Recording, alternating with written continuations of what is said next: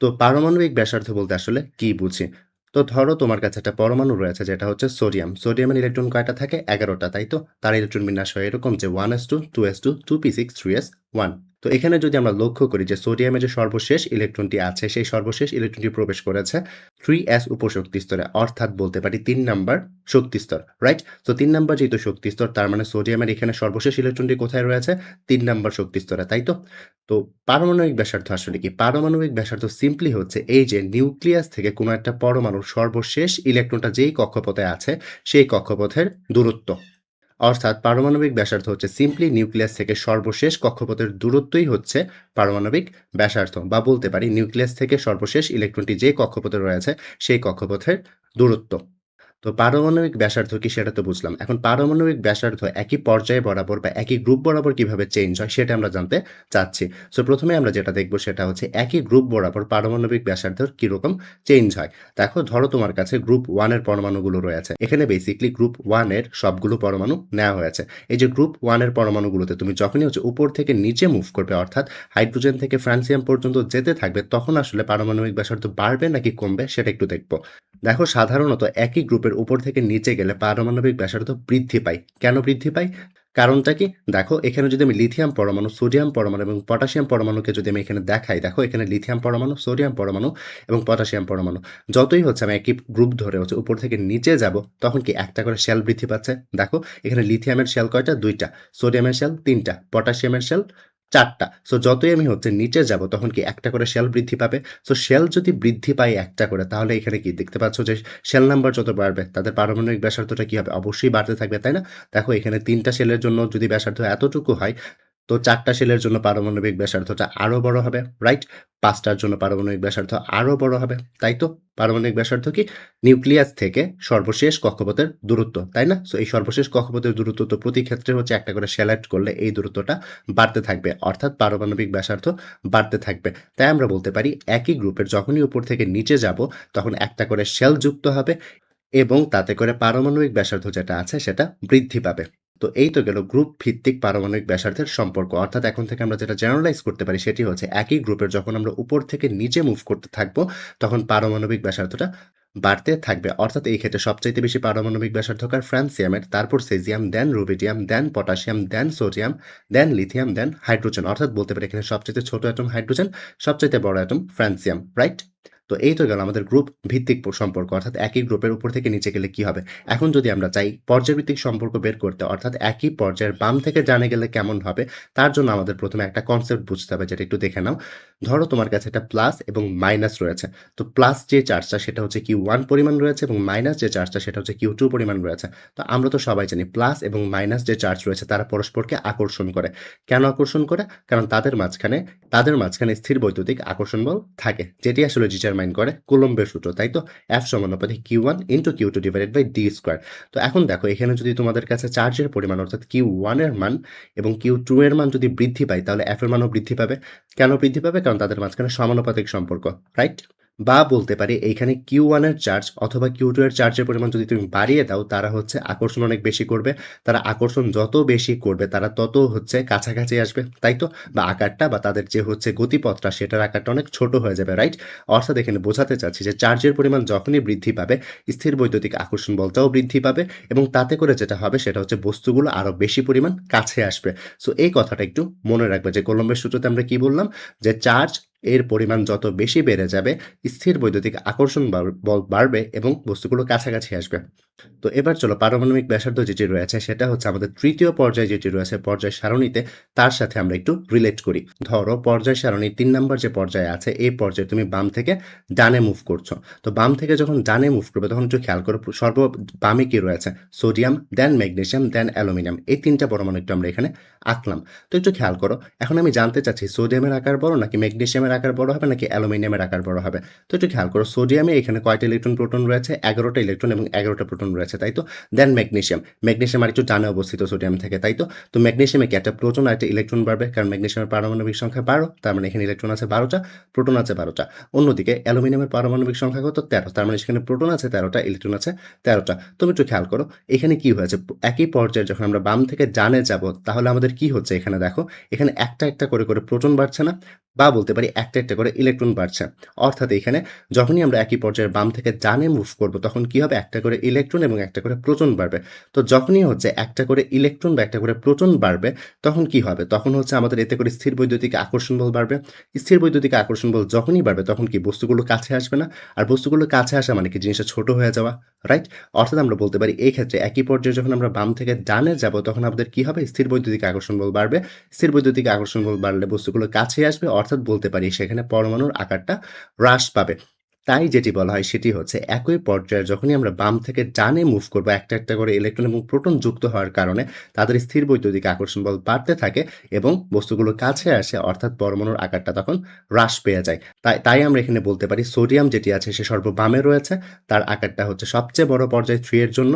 আর এখানে যেহেতু আর্গন সবচাইতে ডানে রয়েছে অর্থাৎ তার আকারটা হবে সবচাইতে ছোট। তো এই তো গেল আমাদের পারমাণবিক ব্যাসার্ধ। আয়নিক ব্যাসার্ধ বলতেও একটা টার্ম আছে যেটা এখন আমরা একটু শিখব। দেখো, তোমার কাছে ধরো সোডিয়াম ছিল এবং সোডিয়ামের যে হিসাব নিকাশ ছিল তা কিন্তু আমরা প্রিভিয়াস স্লাইডে দেখে এসেছি, রাইট? সোডিয়ামের যেহেতু সর্বশেষ ইলেকট্রনটি ৩ নাম্বার কক্ষপথে প্রবেশ করে তাই হচ্ছে ৩ নাম্বার কক্ষপথ পর্যন্ত যে দূরত্বটা ছিল নিউক্লিয়াস থেকে তাকে আমরা বলেছিলাম পারমাণবিক ব্যাসার্ধ, তাই তো? সো এটা হচ্ছে আমার এখন যে চিত্রটি আছে সেটা হচ্ছে পারমাণবিক ব্যাসার্ধ। তো এখন ধরো সোডিয়াম থেকে তুমি একটা ইলেকট্রন বের করে ফেলেছ। সোডিয়াম থেকে যদি একটা ইলেকট্রন বের করো তাহলে সোডিয়াম কি হয়ে যাবে? সোডিয়াম প্লাস এবং সেখানে কয়টা ইলেকট্রন থাকবে তখন? তখন ইলেকট্রন থাকবে ১০ টা, রাইট? সেই ক্ষেত্রে আমার ইলেকট্রন বিন্যাসটি দাঁড়াবে হচ্ছে 1s2, 2s2, 2p6 এবং 3s0। তো একটু খেয়াল করো এখানে 3s এ কিন্তু কোনো ইলেকট্রনই নাই। তার মানে এখন সর্বশেষ যে ইলেকট্রনটা সেটা আছে 2p তে বা ২ নাম্বার শক্তি স্তরে এখন হচ্ছে সর্বশেষ ইলেকট্রনটা উপস্থিত।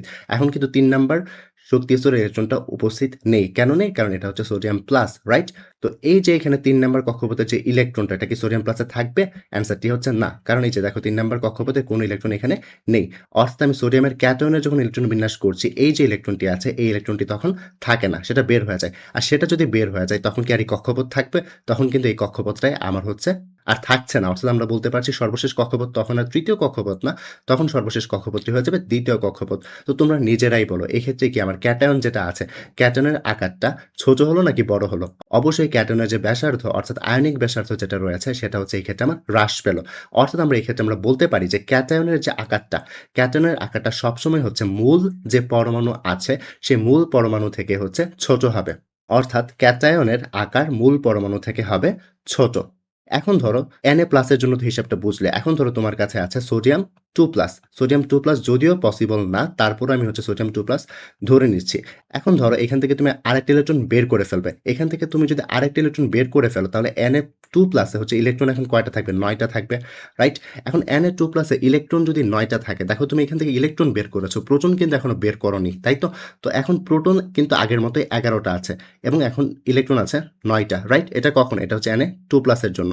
অন্যদিকে ধরো তুমি হচ্ছে Na+ যেটা আমরা এঁকেছি, Na+ এর ক্ষেত্রে আমরা কি দেখেছি? Na+ এর ক্ষেত্রে আমরা দেখেছি সেখানে হচ্ছে ইলেকট্রন ছিল ১০ টা, তাই তো? ইলেকট্রন তখন কি ছিল? ১০ টা ছিল। তো Na+ এর ক্ষেত্রে প্রোটন কিন্তু ১১ টাই ছিল, রাইট? প্রোটন ১১ টা ছিল বাট ইলেকট্রন 10 টা ছিল। তো একটু খেয়াল করো Na2+ এর ক্ষেত্রে প্রোটন আছে ১১ টা, ইলেকট্রন আছে ৯ টা। আর Na+ এর ক্ষেত্রে প্রোটন আছে ১১ টা, ইলেকট্রন আছে 10 টা। তো এইখানে যেটা হচ্ছে আমি যেটা জানতে চাচ্ছি সেটা হচ্ছে সোডিয়াম প্লাসের আকার বড় হবে নাকি সোডিয়াম 2+ এর আকার বড় হবে? তো এটার যে অ্যান্সারটা সেটা হচ্ছে একটু খেয়াল করো। তো এখানে দেখো সোডিয়াম 2+ এও প্রোটন ১১ টা আছে, সোডিয়াম প্লাসেও প্রোটন ১১ টা আছে। বাট ইলেকট্রন কিন্তু ২ ক্ষেত্রে সমান না। ইলেকট্রন কিন্তু এখানে সোডিয়াম প্লাসে ১০ টা আছে, সোডিয়াম 2+ এ ৯ টা আছে। অবশ্যই ১১ টা প্রোটন মিলে যখন ৯ টা ইলেকট্রনকে আকর্ষণ করবে সেখানে আকর্ষণ বেশি হবে। কারণ এখানে প্রোটন ১১ টা মিলে ৯ টা ইলেকট্রনকে আকর্ষণ করছে। অর্থাৎ Na+2 এর ক্ষেত্রে আকর্ষণ বলটা বেশি হবে। আর আকর্ষণ বলটা যেখানে বেশি হয় আমরা জানি তার আকারটা ছোট হয়ে থাকে। আর এইদিকে দেখো Na+ এর ক্ষেত্রে যেটা হচ্ছে সেটা হচ্ছে ১১ টা প্রোটন মিলে ১০ টা ইলেকট্রনটাকে আকর্ষণ করছে। সো ১১ টা ইলেকট্রন মিলে ১০ টা ইলেকট্রনকে সেভাবে আকর্ষণ করতে পারে না। তাই তার দেখা যায় তার স্থির বৈদ্যুতিক আকর্ষণ বলটা কম হয় এবং তার সাইজটাও বড় হয়। অর্থাৎ আমরা বলতে পারছি যে এখানে Na+2 এর যে আকারটা সেটা হবে ছোট আর Na+ এর আকারটা হবে বড়। বা আমরা অল্টারনেট ওয়েতে আমরা যেটা মনে রাখার জন্য যেটা বলতে পারি সেটা হচ্ছে ক্যাটায়নের চার্জ যত বেশি হবে আকার তত ছোট হবে। কেন? ক্যাটায়নের চার্জ যত বেশি হবে তার মানে ইলেকট্রন সংখ্যা কমতে থাকবে। ইলেকট্রন সংখ্যা যত কমতে থাকবে তার মানে প্রোটনগুলো ওই কম সংখ্যক ইলেকট্রনকে বেশি স্থির বৈদ্যুতিক আকর্ষণ বল দিয়ে আকর্ষণ করবে এবং তাদের মাঝখানের যে দূরত্বটা সেটা কমে আসবে এবং তার আকারটা ছোট হয়ে যাবে। সো এই লাইনগুলো একটু মনে রাখবে। তো এই তো গেল ক্যাটায়নের ব্যাপার। এবার চলো অ্যানায়নের ব্যাপারটা দেখি। ধরো তোমার কাছে ক্লোরিন আছে। ক্লোরিনে কি থাকে? 17টা ইলেকট্রন থাকে অর্থাৎ 1s2, 2s2, 2p6, 3s2, 3p5। এখন যদি তার সাথে তুমি একটা ইলেকট্রন নতুন করে যুক্ত করো অর্থাৎ ক্লোরাইড লিখো বা Cl- লিখো তখন কয়টা ইলেকট্রন থাকবে? 18টা। অর্থাৎ 1s2, 2s2, 2p6, 3s2, 3p6 হবে তার ইলেকট্রন বিন্যাস। তাই তো? তো এই যে অ্যানায়ন আছে এই অ্যানায়ন আমরা কি করতে চাচ্ছি? এই অ্যানায়নে আমরা একটা ইলেকট্রন যোগ করেছি, তাই না? দেখো Cl থেকে কি লিখেছি? Cl মাইনাস, অর্থাৎ ক্লোরিনে আমরা একটা ইলেকট্রন যোগ করলাম। তো যোগ করা মানে কি? একটা ইলেকট্রন এখানে এসে বসবে, রাইট? তো একটা ইলেকট্রন এখানে এসে বসলেই তো আমরা তখন বলি অ্যানায়ন। তো অ্যানায়নের ক্ষেত্রে একটু খেয়াল করো, আগে ছিল কি? আগে ছিল হচ্ছে ক্লোরিন 17, তাই তো? ক্লোরিন 17, ক্লোরিন 17 মানে কি? ওইখানে প্রোটন আছে 17টা, ইলেকট্রন আছে 17টা, তাই তো? এখন দেখো করেছো ক্লোরিন মাইনাস, অর্থাৎ এই ক্ষেত্রে আমার কি আছে? এই ক্ষেত্রে আমার আছে হচ্ছে প্রোটন আছে 17টা বাট ইলেকট্রন আছে এই ক্ষেত্রে 18টা। তো একটু নিজেরাই বলো তো, দেখো এখানে প্রোটন যেহেতু আছে 17টা নর্মাল ক্লোরিনে এবং ইলেকট্রন আছে 17টা, তো এখানে 17টা প্রোটন 17টা ইলেকট্রনকে একটু মডারেট আকর্ষণ করবে, তাই তো? আর এইদিকে দেখো প্রোটনের রেসপেক্টে ইলেকট্রন কিন্তু অনেক বেশি বেড়ে গেছে। এখানে প্রোটন ছিল 17টা বাট ইলেকট্রন আছে 18টা, তো ইলেকট্রন বেশি হয়ে গেল না? তো এই 17টা প্রোটন কি ওই 18টা ইলেকট্রনকে ওইভাবে আকর্ষণ করতে পারবে বা ধরে রাখতে পারবে? অবশ্যই পারবে না। এতে করে যেটা হবে 17টা প্রোটনের রেসপেক্টে 18টা ইলেকট্রন হয়ে যাওয়াতে তাদের মাঝখানে স্থির বৈদ্যুতিক আকর্ষণ বলটা তার মতো থাকবে না। এতে করে যেটা হবে তাদের হচ্ছে আকর্ষণ বলটা একটু কমে গেলে এই আকারটা একটু বড় হয়ে যাবে। অর্থাৎ যেটা বোঝাতে চাচ্ছি সেটা হচ্ছে ক্লোরিন যে নর্মাল পরমাণু থাকে তার থেকে হচ্ছে ক্লোরাইড মাইনাস যেটা আছে তার আকারটা বড় হবে। আর অ্যানায়নের ক্ষেত্রে চার্জ যত বেশি বৃদ্ধি পাবে তার আকারটাও তত বেশি বড় হয়ে যাবে, কারণ প্রতি ক্ষেত্রে ইলেকট্রন বেড়ে যাওয়াতে দেখা যায় যে প্রোটন যেটা নিউক্লিয়াসে আছে সেই এতগুলো ইলেকট্রনকে ওভাবে আকর্ষণ করতে পারে না। আর আকর্ষণ বল যতই হ্রাস পাবে আমরা জানি পারমাণবিক ব্যাসার্ধটা বা আয়নিক ব্যাসার্ধ যেটা আছে সেটা বৃদ্ধি পাবে। তাই অ্যানায়নের ক্ষেত্রে আমরা বলতে পারি যে অ্যানায়নের আকার মূল পরমাণু থেকে অবশ্যই বড় হবে এবং অ্যানায়নের চার্জ যত বেশি হবে আকার তত বড় হবে। সো এই কনসেপ্টগুলো একটু মাথায় রাখবে। সামার হিসেবে কি বলতে পারি? সামার হিসেবে বলতে পারি ক্যাটায়নের আকার মূল পরমাণু থেকে ছোট হবে, অন্যদিকে অ্যানায়নের আকার মূল পরমাণু থেকে বড় হবে। ক্যাটায়নের চার্জ যত বেশি হবে আকার তত ছোট হবে, অপোজিট ওয়েতে অ্যানায়নের চার্জ যত বেশি হবে আকার তত বড় হবে। তো এই কনসেপ্টগুলো ইউজ করে আমাদের অ্যাডমিশনে প্লাস বোর্ড কোয়েশ্চেন হচ্ছে হয়ে থাকে এমসিকিউর জন্য বা সিকিউর জন্য হয়ে থাকে। তো এগুলো চলো একটু একটা প্রবলেমের মাধ্যমে আমরা সলভ করে আসি। এখানে প্রশ্নে বলা আছে নিচের কোন আয়নটির আকার সবচেয়ে ছোট? এখন আয়নের আকার যেহেতু বলেছে তার মানে প্রথমে আমরা দেখতে পাচ্ছি কি ক্যাটায়ন নাকি অ্যানায়ন। একটু খেয়াল করে এখানে সবাই কিন্তু ক্যাটায়ন। সো আমরা জানি যে ক্যাটায়নের চার্জ যত বেশি হবে আকার তত ছোট হবে, তাই তো? ক্যাটায়নের চার্জ যত বেশি হবে আকার তত ছোট হবে। তো এখানে চার্জ সবচাইতে বেশি কার কাছে আছে? অ্যালুমিনিয়ামের কাছে আছে, তাই অ্যালুমিনিয়াম প্লাস 3 এর আকার হবে সবচাইতে ছোট। অন্যদিকে সেকেন্ড যে কোয়েশ্চেনটা সেখানে লেখা আছে নিচের কোন আয়নটি আকার সবচেয়ে বড়? তো আগে দেখো ক্যাটায়ন নাকি অ্যানায়ন, এখানে আয়নগুলো সবই কিন্তু হচ্ছে অ্যানায়ন রয়েছে। তো অ্যানায়নের চার্জ যত বেশি হয় আমরা কি জানি আকার তত বেশি হয়। তো এই ক্ষেত্রে দেখো অ্যানায়নের চার্জ সবচেয়ে বেশি কোথায়? এই যে n-3 তে। তাই হচ্ছে এখানে সবচাইতে বড় আকার হবে হচ্ছে n-3 তে। দেন লাস্ট যে এমসিকিউটি সেটি হচ্ছে নিচের কোন আয়নটির আকার সবচেয়ে বড়? দেখো আবারও এখানে কি আছে? এখানে হচ্ছে ক্যাটায়ন আছে। সো ক্যাটায়নের চার্জ যত বেশি হবে আকার তত ছোট হয়, বাট এখানে আমাকে বড় বের করতে বলেছে, তাই না? আর এইখানে চার্জ সবচেয়ে চাইতে বেশি কোথায়? ম্যাঙ্গানিজ 7-এ, তাই তো? তার মানে তার আকারটা সবচাইতে ছোট, বাট আমার বের করতে বলেছে বড়, তাই তো? তো এখানে সবচাইতে কম চার্জ কোথায়? Mn2+-এ, তাই তো? সো আমাদের অ্যান্সার কি হবে? সবচাইতে বড় আকার তো অবশ্যই হচ্ছে এক্ষেত্রে আমাদের হবে ম্যাঙ্গানিজ 2+, তাই তো? তো এভাবে চাইলে খুব ইজিলি আমরা এই এমসিকিউগুলো করে ফেলতে পারি। দেন চলো আরও 2টা কোয়েশ্চেন করে আসি, সেটা হচ্ছে লিখা আছে নিচের কোন পরমাণুর আকার সবচাইতে বড়? দেখো একটু আগে আয়ন ছিল, এখন কিন্তু পরমাণু বলেছে। সো একটু খেয়াল করো নিচের কোন পরমাণুর আকার সবচাইতে ছোট জানতে চাওয়া হয়েছে, তাই তো? তো এখানে তোমরা এমসিকিউর যে অপশনগুলো আছে এটা চেক করে দেখতে পারবে এখানে কি রাখা আছে মৌলগুলো? সোডিয়াম, ম্যাগনেসিয়াম, অ্যালুমিনিয়াম এবং সিলিকন।